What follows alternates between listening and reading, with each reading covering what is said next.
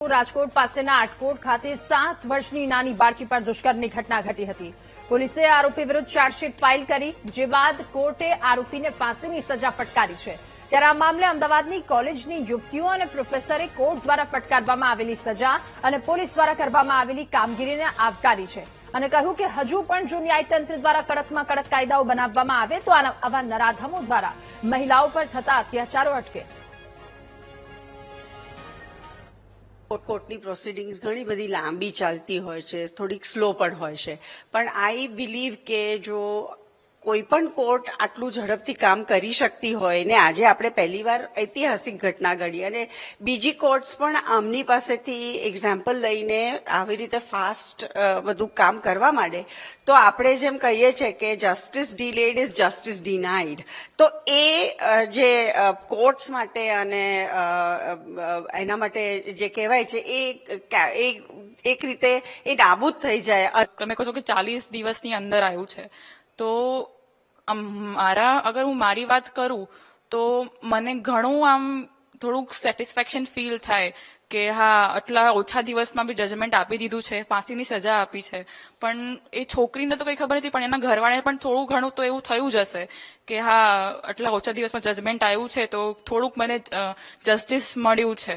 અનુભવ થઈ રહ્યો છે મારી સરકાર ઉપર કે આજે કેટલાય આવી ઘટનાઓ બની છે, પણ એનો ચુકાદો આવતા આવતા ઘણા વર્ષો થયા છે, પણ આ ચુકાદો આટલો જલ્દી આવ્યો છે એના માટે મને સરકાર ઉપર ઘણો વિશ્વાસ બેઠો છે કે ના બહુ જ સારું કહેવાય. આટલો જલ્દી ચુકાદો આપ્યો છે એમને અને એ દીકરીને જસ્ટિસ આપ્યું છે સરકારે, અને આ બહુ જ ખૂબ વાત છે. અને આવી જ રીતના આગળ ક્યાંય આવું બને જ નહીં, બીજી વાર આવું કદી થાય જ નહીં. એના માટે સરકાર હજી થોડા ઠેસ કદમ ઉઠાવે છોકરાઓ માટે કે ક્યારે કોઈ છોકરી સામે જોવે બી નહીં ખરાબ નજરથી.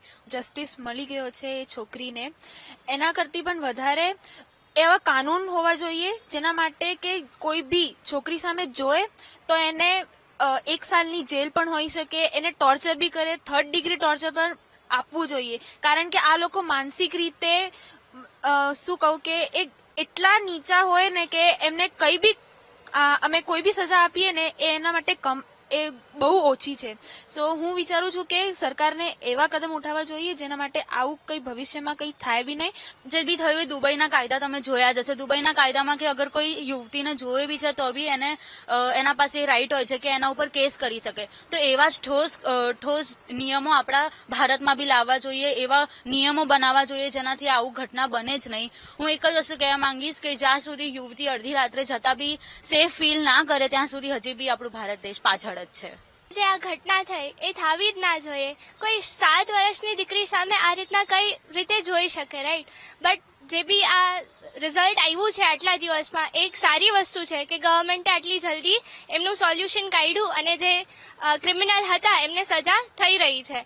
એવી જ રીતે સારા કાયદાઓ થવા જોઈએ કે કોઈ બી મહિલા કેસ કરવા માટે કે કોઈ બી અગર એમને હેરાન કરતું હોય તો તેમના ખિલાફ કેસ કરવામાં ડરે નહીં અને એમને જલ્દીથી જલ્દી સોલ્યુશન મળી શકે.